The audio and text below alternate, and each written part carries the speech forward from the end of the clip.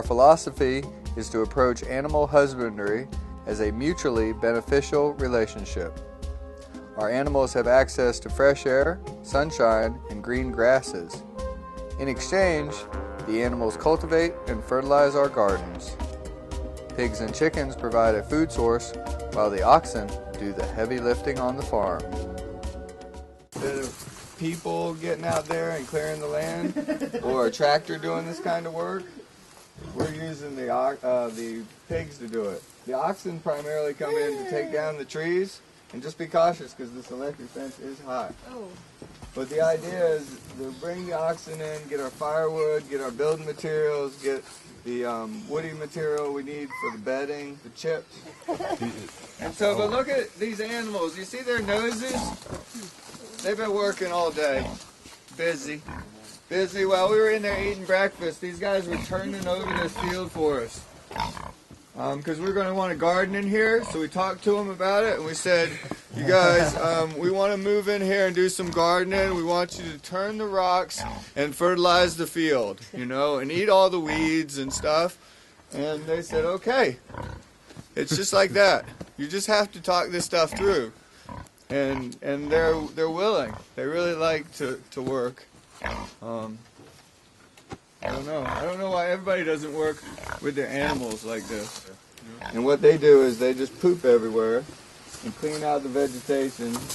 They're building up the biomass. We come up here, oh golly, at least once a week with a pickup load, if not more, of weeds and so forth that we're just incorporating into them and incorporating into the soil, going through their digestive system and building soil with them.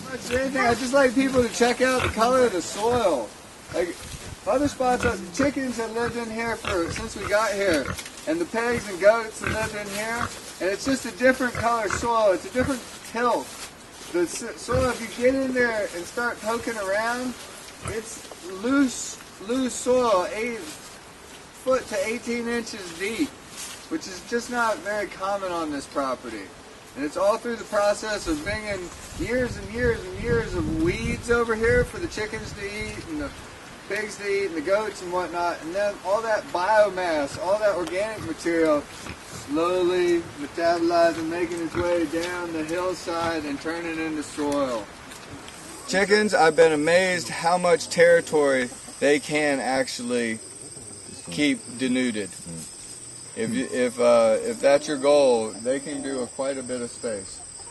The natural tendency of the chicken is to seek forage through pecking and scratching the ground.